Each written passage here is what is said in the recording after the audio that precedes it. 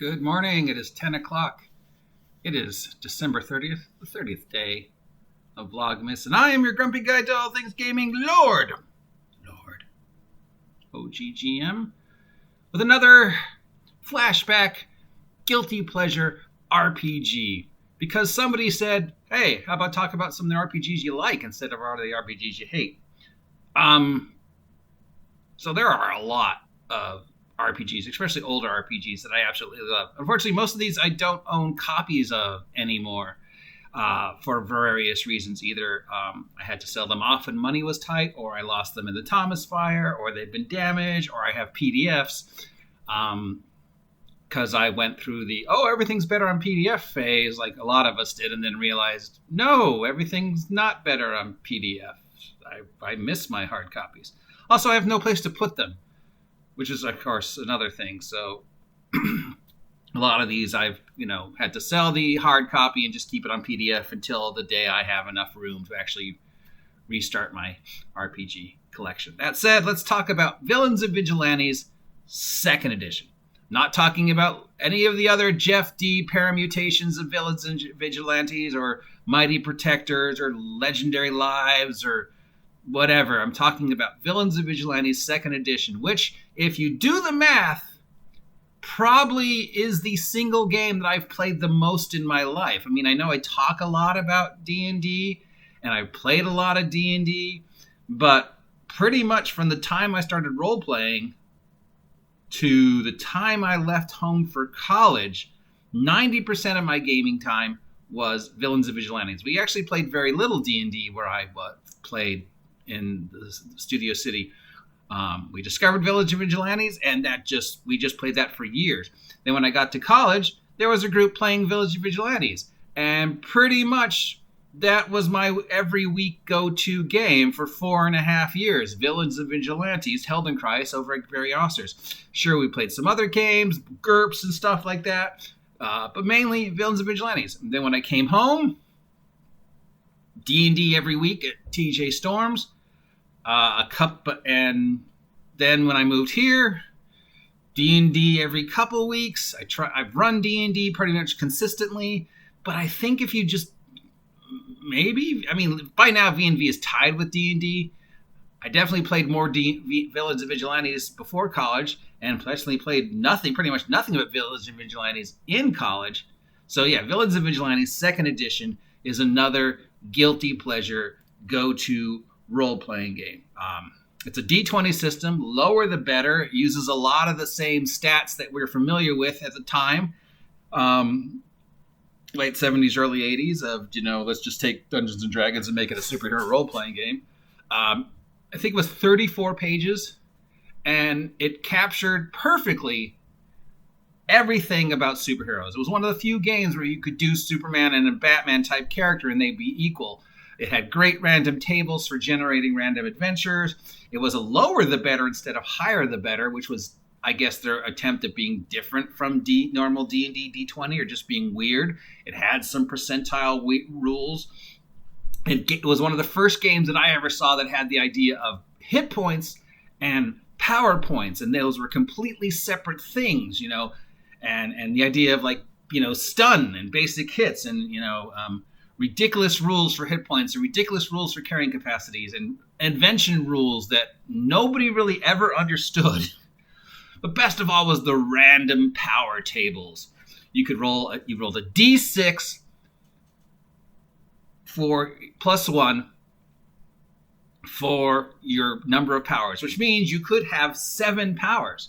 Then you could drop a power if you chose not to take a weakness. Most people said, well, 7 powers, fuck, I'll take a weakness. But some of the weaknesses are really devastating, you could reduce your strength to 4. Taking a weakness was always a possible jeopardy, and that table was random too. So it had the standard random, just raw power table. Then it had the skill table, which I think most people liked. Then it had the technological device table, the magical device table, and then just the raw magic table. I think most people who played it loved the just raw power table and the skill table. The magical device and technological device were kind of the same. There was a few different things on it, but really it was just sort of a hodgepodge. But just the idea of rolling randomly and getting random hodgepodge powers and then trying to make sense of them was the most fun of that game.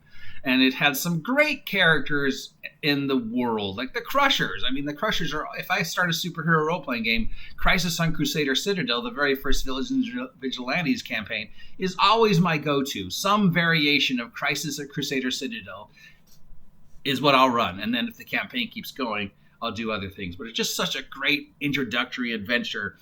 It's got comedy. It's just... Now, if there was a flaw in Villains and Vigilantes, and I don't know if this is still a rule, but I know it was a rule in the second edition, the first edition, and I believe the third edition, is your first character had to be you.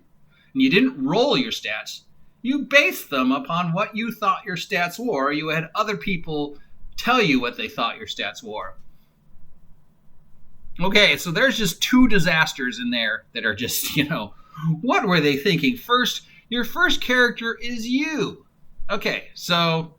yeah, me with superpowers, that's a great idea. But me at the age of 9 or 12 with superpowers?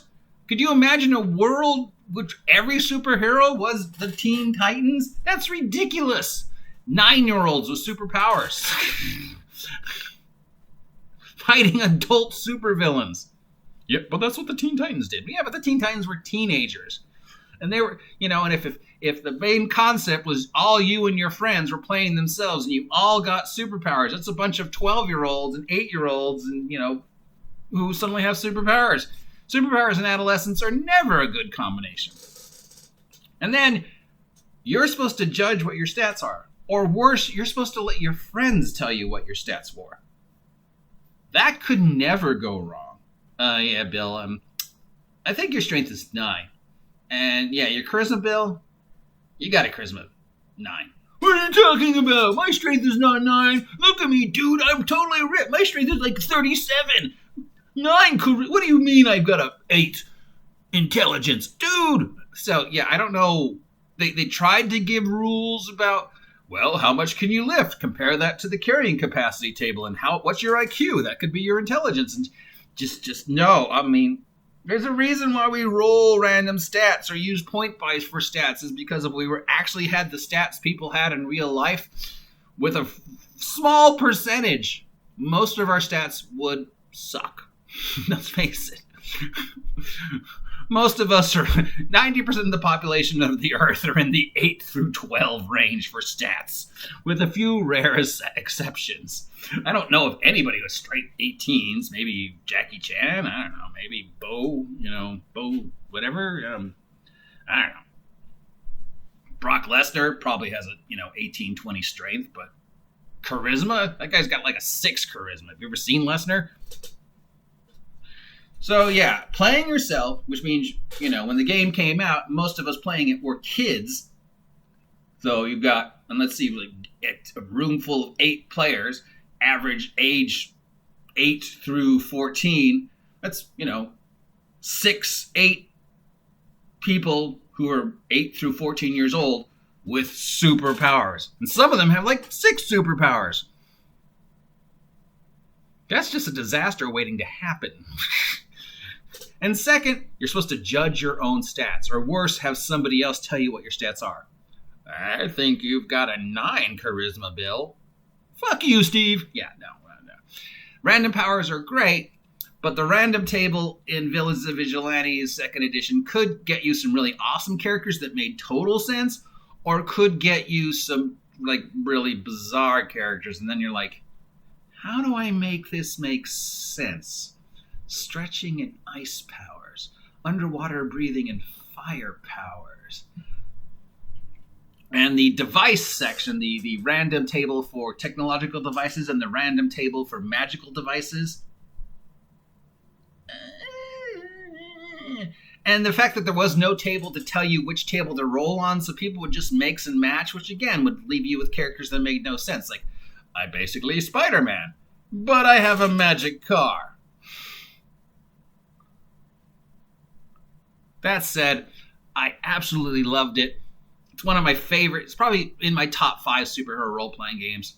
It was one of my favorites. So if you ever get a chance to find a copy for under $20, pick it up just for the random tables, just for Crisis or Crusader Citadel, which is a great starting adventure, and just for a weird look at how a D20 lower the better system sort of worked.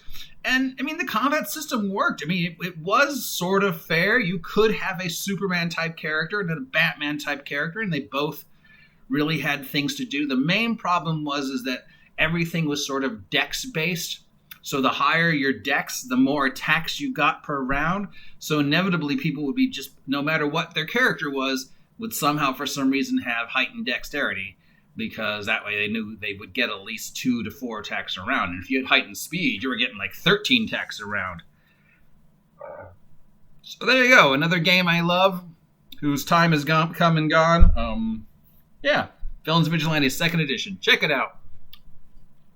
Please subscribe if you haven't had a chance to subscribe yet. Help me hit 500 subs by August 4th, 2021, and I will talk to you later.